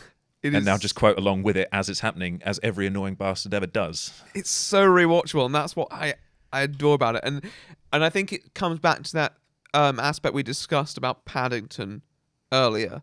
There's always something going on. There's always something new to acknowledge. There's always something clever.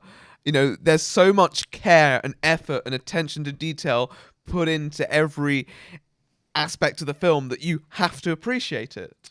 And I just love that. And I love finding new things in a film every time I watch it. My favourite thing about that film, maybe, is knowing that Danny was originally written to be his love interest. There was going to be Nick Frost's character and a woman that Nicholas Angel falls in love with, and they decided that would divert the energy of the film too much. The script would start to buckle. So they just got rid of the woman and gave all of her lines of dialogue to Danny. They didn't change any of the romantic script. It's all just there for his partner. That's brilliant. I did not know that. There we go. Thank you for enlightening me. I appreciate that. That's really interesting. How many times have you seen it? Probably.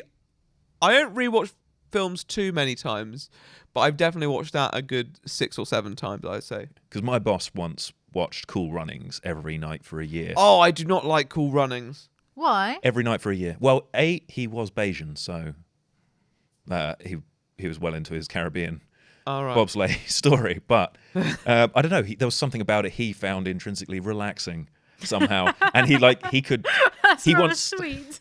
He once started quoting the film to me, and he got like 3 minutes into the screenplay, and I was like, "No, Drew, I believe you." I think I could do that with the first Harry Potter film, but yeah. Other than that, Okay. I liked. Yeah, I heard that. You turned that off. I liked Shaun of the Dead. I really enjoyed that film. Yeah, Shaun of the Dead and Hot Fuzz, I feel are the two best. The third one, I didn't see the World's third one. End. It's good. It's just didn't sit as well with me. I think the ending's a bit scrappy. I think that's one of the problems. I guess that's the only thing about Hot Fuzz at the end, because they always try and tie everything up. And they have that mine at the end of Hot Fuzz, which is Deactivated. which is tacked on a little, but it's still well done. And so I kind of at least the mine is set up. Yeah, I appreciate at the end of The World's End. Although I understand why it's happened, it hasn't really been established or set up, and you just kind of like, oh, okay, I guess it makes sense, but it's not something you're kind of like prepared for. And it doesn't kind of click in the way that other endings do. Yeah, and Hot Fuzz was just so well put together. It was like a puzzle that just everything was there. Exactly. So I'd love to actually get a physical copy or something of the screenplay and see how it's been put down. Oh, I'd love that, but how? I mean, you can buy them online. They do. Yeah, there is the database for them. You can buy it. Yeah. My brother was going to buy me the Lighthouse. Oh, script. The Lighthouse. That's a good film. Loved it. I haven't seen it. I haven't seen it yet, but I do want to. I do like Robert Pattinson. That is well known, public knowledge. It had one screening in the Odeon, and I had to get it on that screening, and I was so glad I did. It was such a. I saw it twice, and the second time, 2 women walked out because there's a scene with a seagull. Oh yes. And we won't spoil it for you, but they walked out.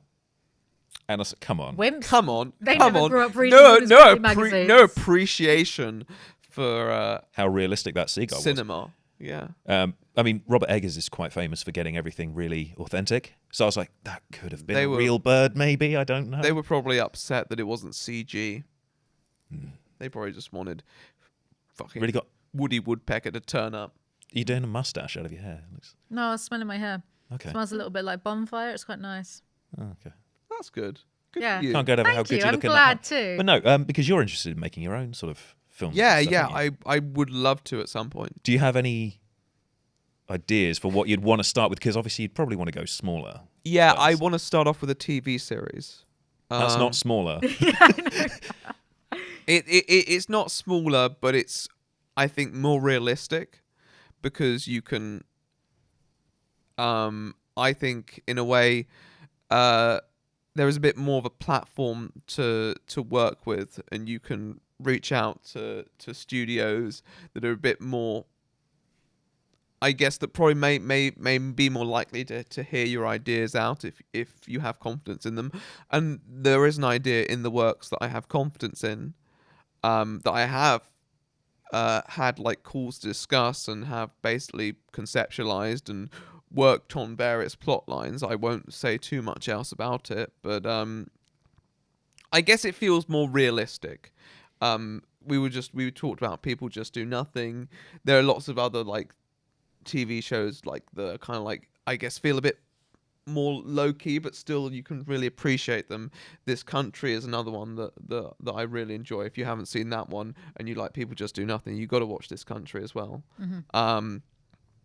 But I've always appreciated sort of like the British comedies, and there's something that feels, I guess, intrinsically achievable about how British comedies present themselves. And I guess that's where I'd start. I'd love to go into film after. I think. Would you start with trying that sort of comedy route then? Yeah, I mean, I don't want to set out just to do comedies. I'd like to think there's a bit more in my wheelhouse. But with what I have right now and the people I know right now, people very funny and innovative, I think it would be a waste not to do a comedy. So when can I expect the phone call to be the main character in this TV show comedy? There's Mockumentary, People Just Do Nothing. I could do anything like that. You could. I think you have enough personality to be like a star. Don't Encourage her. No. All my close friends say this. They're always like, "Oh, ALIZEE," because that's what they all call me. Your ego is so big. We're just here to deflate it. Everyone deflates my ego. No one's pushing me up. I have to push myself up. That's why I come across as so arrogant, because no one else is fighting my corner.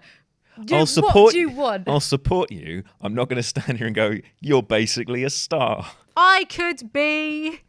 You have potential. I think that's the important thing to note. And I think that if I did have a character that suited you, I'd definitely call you up. Oh my God, I love that. Thank you so much. You're a better friend to me than this ungrateful person over here. You were nothing before I came along. I've nurtured you. You were like a bird that had fallen out of a tree, and then I've picked you up, saved you from the cats and stuff, and here you are, a proud eagle, not respecting me. None of People are going to think I'm being serious with that. No, none of that's true. I know it is, isn't it? I've been nothing but a lovely friend to everyone. I get disrespected. I'm always. Why are you doing Italian gangster hats? I'm always being disrespected. No, I've actually I've floated around the idea for the past few years of doing some sort of. I would love to do a mockumentary about a really exaggerated version of myself that is just like the epitome of the hipster Shoreditch wanker. Did you ever watch a show called Nathan Barley? I think it's Nathan Barley. I haven't watched that. That it was it's on Channel 4. It's got Rich Daiwadi, love him, favourite, Noel Fielding, Julian Barrett, and it's this whole thing about the rise of the idiots, and it kind of predicted the rise of like internet culture, meme culture before it was a thing, and people just being so stupid in East London, you know, like riding around on tiny little bicycles and having like ridiculous phones that don't do anything properly because it's more for like it's almost impossible to like parody bits of like Shoreditch. Yeah. And I think, who was the writer of it? What's his name? I love him. Chris Morris? Peter Geddon? There is a person called Chris Morris. Brass Eye, Chris Morris. He was also in IT Crowd. Yeah. There's definitely a Chris Morris. Oh, that guy. Yeah. I'm pretty sure he wrote Nathan Barley with Charlie Brooker. So I've like had this idea in my head for ages of, but I don't have the manpower around me to do it. Or maybe even the budget. You need the woman power. You love a bit of manpower, don't you, Doris? Non-binary, all of it, like any That's power. That's a good line. What? That's a Hot Fuzz reference. Oh, thanks. But I'd love to do some sort of mockumentary of, and I'm just like the most insufferable, like MC Grinder, Nathan Barley. I think I'm the biggest deal. I've got like 100 followers, just the most insufferable.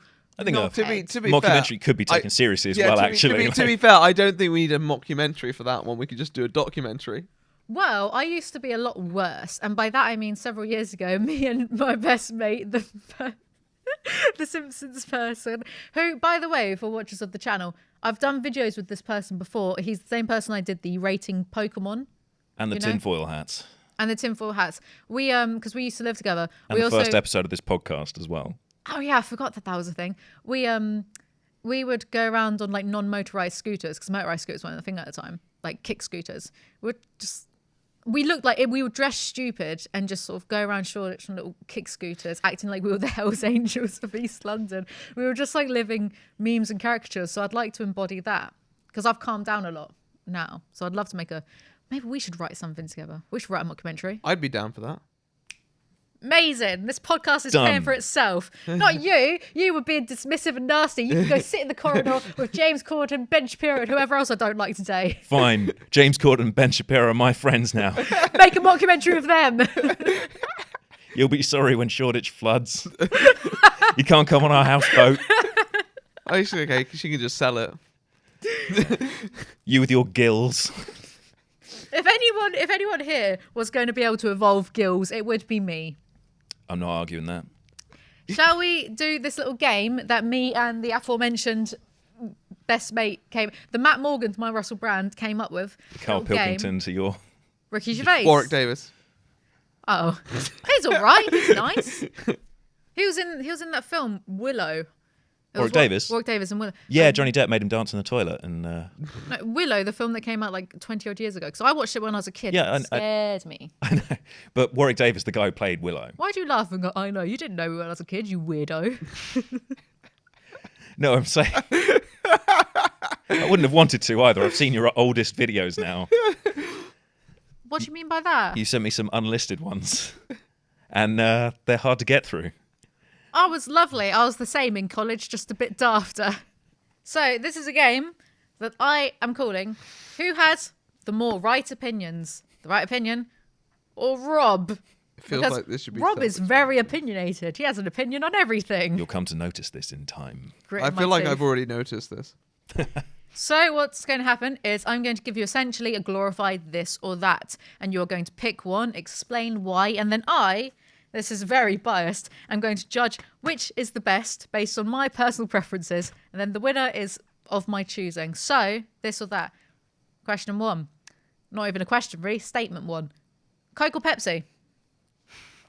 I already had my point on this. I one. know, so you're getting a big zero. I for know. that. I'm losing already. I'm going with because just Pepsi because it seems slightly less evil. I don't drink either. So You're going for Pepsi?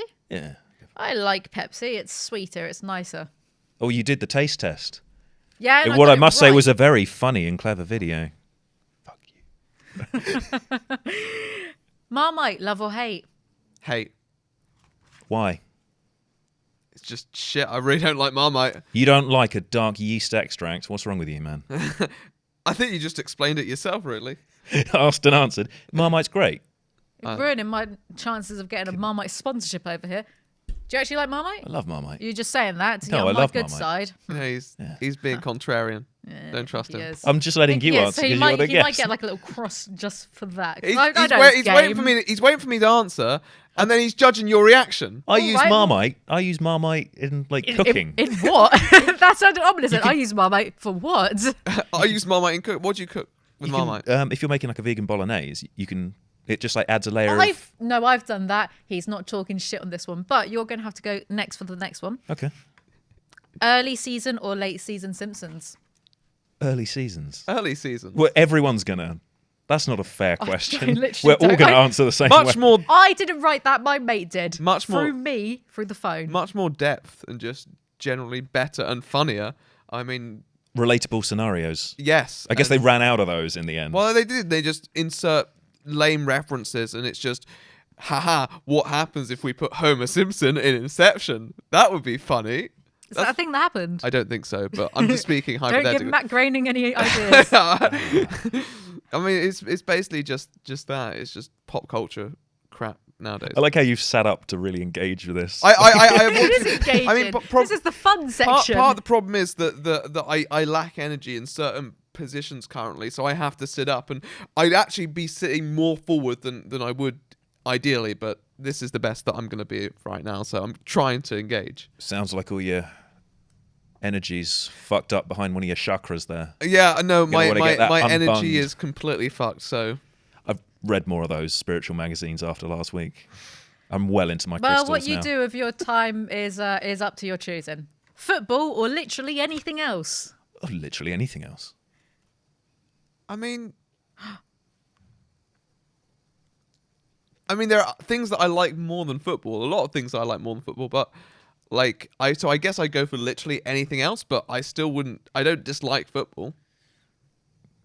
I play football. I'm confused now. I don't know what to do. I play wing back, and What's that? That sounds like something from Quidditch. Means wing back. Basically, defense on the side. So basically, it's for the people who are a bit, quite physically, like I guess a bit more involved, tackles and stuff. But also people who aren't going to be like in the ball tool heading the balls away from the box. So the problem with Arsenal is they always try and walk it. No, I'd rather get like dental work done, I reckon, than like sit through, like a mid-tier game of football. I watch Match of the Day to fall asleep to. I would fall asleep to that too. Do you know what happened the other day? I like going to dentist. My dentist took me to Nando's yesterday. So that's how much everyone likes me except for you. I have to spend the most time with you, apart That's from not your true. boyfriend. My dentist took me to Nando's. Seems a bit suspicious. If I take you to Nando's, will you stop going on about it? No, I was consulting him about stuff, actually. EastEnders or Coronation Street? EastEnders. This is the heavyweight question. It has to be EastEnders because it has that clip. And I was telling you, like we were talking about this before, not this bit, but... Just chatting about EastEnders as we do. I don't watch it, It's just got that... I don't know who the characters are, but it's just got that guy crying on the sofa. Ian Beale. Lucy, I've got nothing left. What do you think? EastEnders or Coronation Street? I hate them both. Correct. I mean, that is the true right opinion. Sure. I mean, the memes. I know. Phil Mitchell. I get that, but I just can't. I mean, if you want me to speak on them, it's just I think they're both trash. Every time I see them on TV, I'm like, how can people enjoy this? And I'm a person driven by empathy, but EastEnders and Coronation Street, I will never understand. See, like Shane Dawson, he's an empath. So we do not talk about Shane Dawson. Beginning of the podcast, you saying try and see it from the viewer's perspective, but you'll draw the line at EastEnders and soap. Exactly. Oh, okay. And I'm the pretentious one. What sort of person would watch this? There's an amazing bit that happened in I love about EastEnders. I don't watch it, but I just love it as a concept because it's kind of like a documentary as far as I'm concerned. Just, I've met people like in EastEnders, you know what I mean?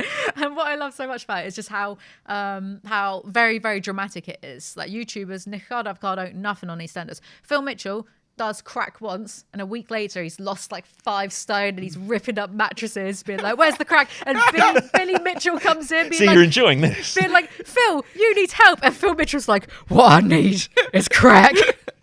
If it was just EastEnders as reported by ALIZEE YEEZY, then maybe it'd be enjoyable. Why is that not a video? Have you done that yet? No, it's just that's a in joke that I have with all of my mates. Just like, I needed to crack because that's why. And then after Ian Beale, after the untimely death of Lucy, I should be laughing about that. Oh well, it don't matter. They're not real. He goes missing, and then he's found like a week later because they have that square in EastEnders where it's just like Parliament Square, like a patch of grass basically. He's found like in this little square of grass. He's been missing a week, but he's got like a full beard. He's gone full homeless after a week of like going crazy because Lucy's not. It's incredible. I know the square.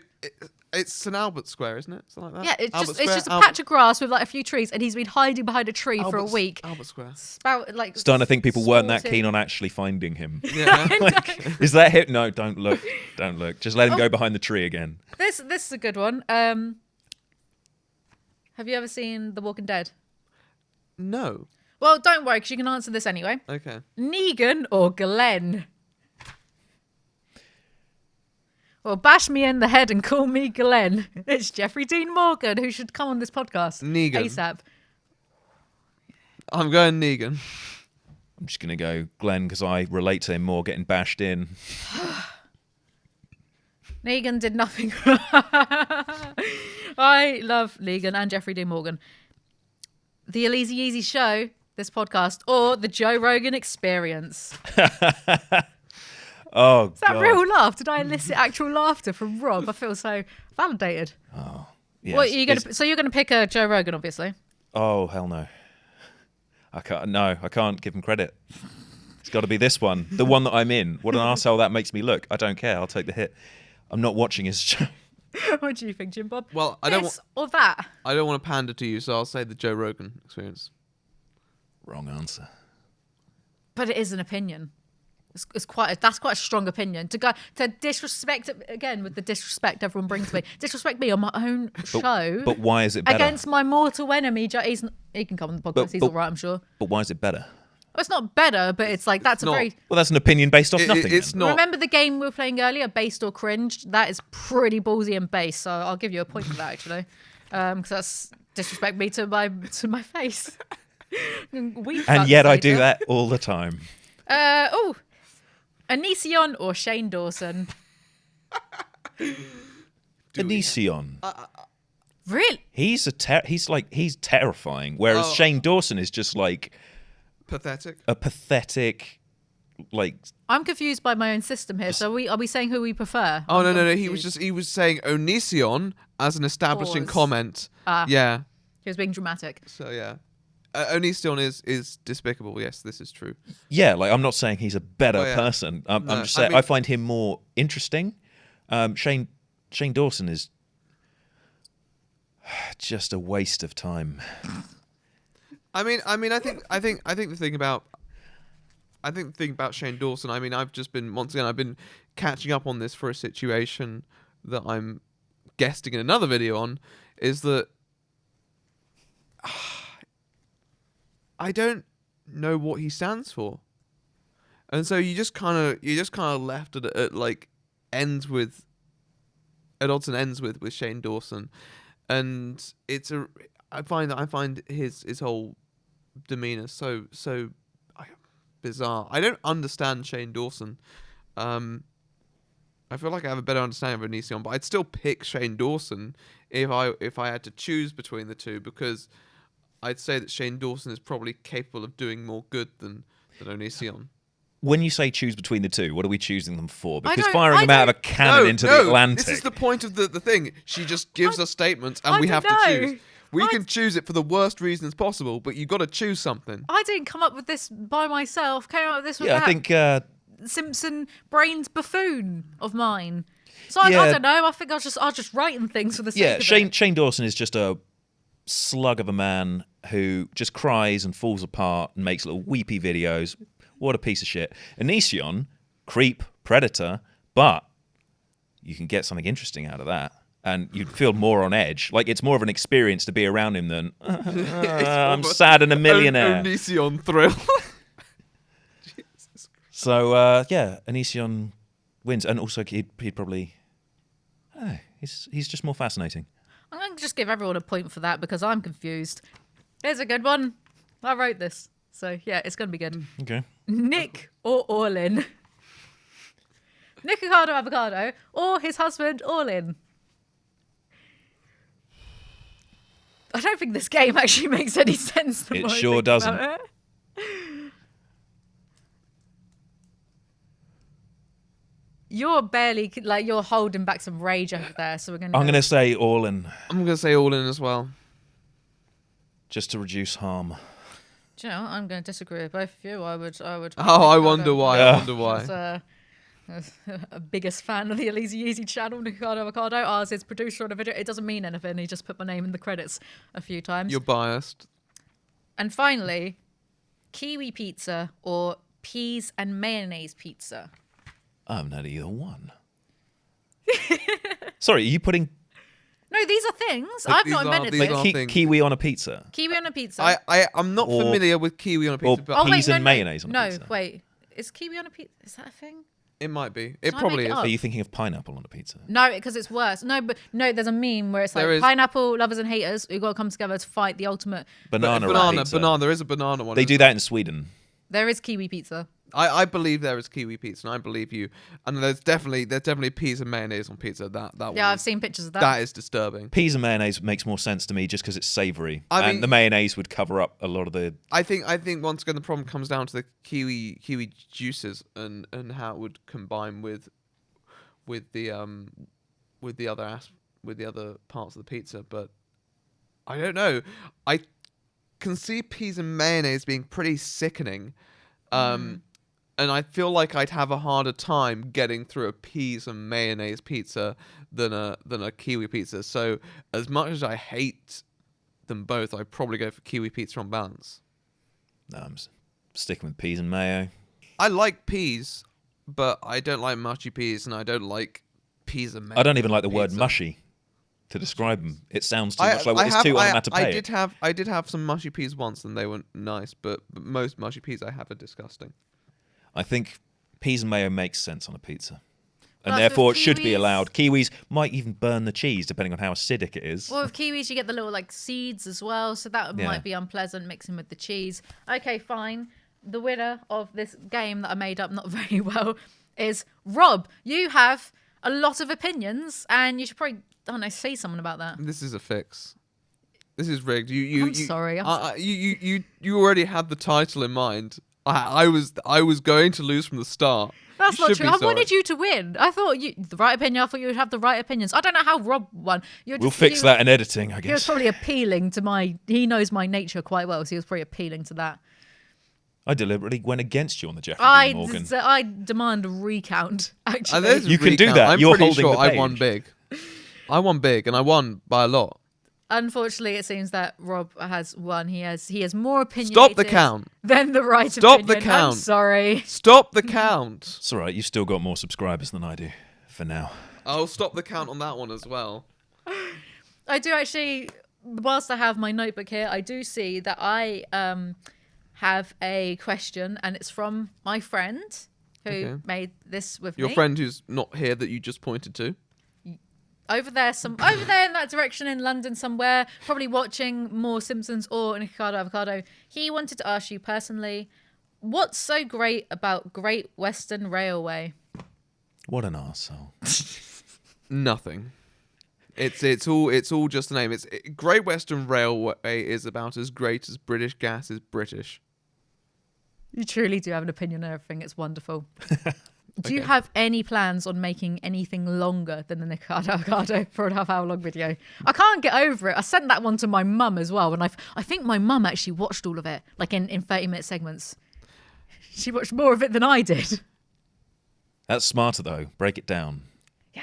I think a lot of people did that, to be fair. And I think that's probably the smart way to approach it. Yes. But I don't know when, and I don't know how.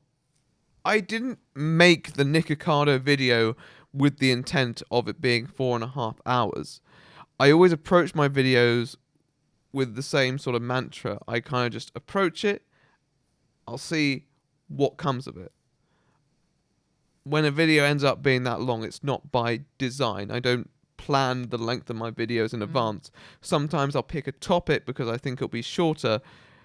But sometimes that backfires pretty badly and the video isn't shorter.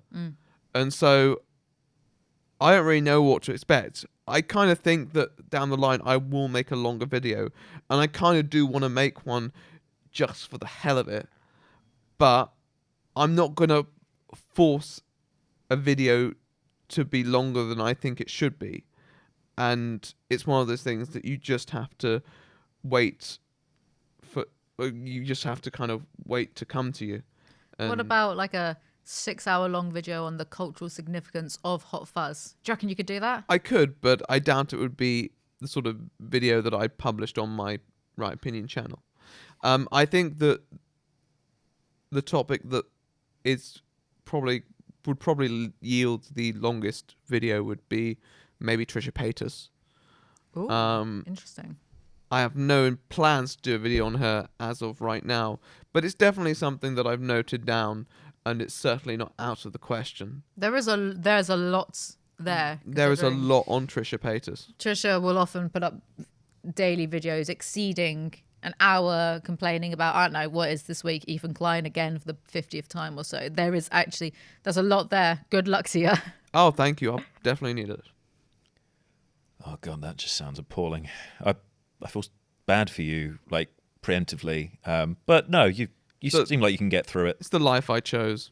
What's the most aggressive genre of music you can listen to? Where's the cutoff point? I guess the cutoff point would be... I can probably get listened to some Avenged Sevenfold, and that's probably where I cut off. Oh, it's higher than I thought it would be. Yeah. Where did you place me in your mind? Have you heard of the band Ghost? They Yes. do sort of like the goth, Yes. like the goth, like dance. Yes, stuff. I do know the Ghost. I do know Ghost. Yeah, what do you think of them? I just discovered them recently. And I thought they're really good. I really like some of their songs. I thought that The ones- might just be like the ones a that step above yeah. them, and then the ones that are the I guess more focused on melody. I appreciate them a lot. He is. I think that's a good one, and Dance Macabre. I think Dance Macabre is great. It's a good, and so definitely.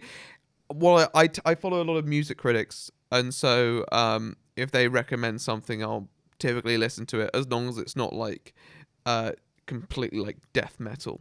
Fair enough. That is a bit too much for me, but anything with a good melody and something that I can take away from it, then I'll definitely give it a listen. Why is ALIZEE laughing? So I just remember, didn't you go through a phase of listening to sea shanties? That was you for sure. I've listened to a few in my Like time. pirate metal or sea shanties, or it was something Well, Norwegian pirate metal, sea shanties. something. There was I got into like folk metal as well. There was a TikTok sea shanty that went to #1. That's the one. Yeah. I mean, it's got insipid sort of adverts now connected to it. Yeah. For TikTok, they've sort of really taken it on board. It was. I can't remember. I think it's just called sea shanty or something. TikTok sea shanty or something like that. But Nathan, someone I think. Yeah. And I mean, it was good when it was done. I just don't like the commercialization of it. yeah. Of course you don't. It's just Of course you fucking don't. it's cloying and. I mean, it's still impressive. Went to #1 in the UK charts though for a sea shanty. It was time to bring them back. Clearly. Yeah. People were missing out on their sea. Yeah, we haven't had enough of these since the 1600s. Yeah. What kind of stuff do you sing? Because you do sort of vocal work, don't you? I'm quite malleable on that front. I have done classical stuff, but I can also do pop music. I did my first like 4 grades, maybe 5 grades. Yeah, I think 5 grades. In like classical music, and then I switched to pop music for grade 7 and 8. I skipped grade 6 if I recall correctly, and I was taught by a person who had formerly taught Adele. So Good start. she clearly rated me, but I just it's not my. I thought the industry was far too hard to crack, and it required far too much effort with possibly diminishing returns. Have you considered becoming an oversensitive mukbanger instead? Yeah, I thought, well, that'd be very, very easy money, but I thought that for now, the best shout is just to stick to making the content that people know you for, not try anything too experimental. Yeah, the stuff people actually wanted. Yeah, exactly. I didn't know that you had this little, not little, sorry, that's really patronising. I didn't know that you did singing and all of that, because that's really interesting. But unfortunately, that's all we have time for today. So I suppose maybe we should get you on again, and then you can tell, because I find that really interesting, singing, etc., etc. Because I take singing lessons as well. So I used to take singing lessons as well. yeah, we might get my Sea shanty. We might get my singing teacher on sometime, like Guildhall Professional Train, like all that kind of stuff. That's Yeah. really interesting. So I guess it'll have to wait for next time. Hopefully there's a next time. Thank you so much for coming down today. I'm sorry It's been about the a good game. laugh. It's been a pleasure. Rob, don't be a sore winner. You are being so smug and nasty. It's okay. I'll have my I revenge. could see the evil glance he gave me underneath the glasses. When he's back and I've concocted a new game, you're in Rematch. trouble. Rematch. Thank you so much for watching. I'm sure if you're on my channel, you know the Right Opinions channel, but go check him out. Rob, You've got it 1 week. You've got to find something nice to say about me on the outro. Not this week, though. I'll see you next time.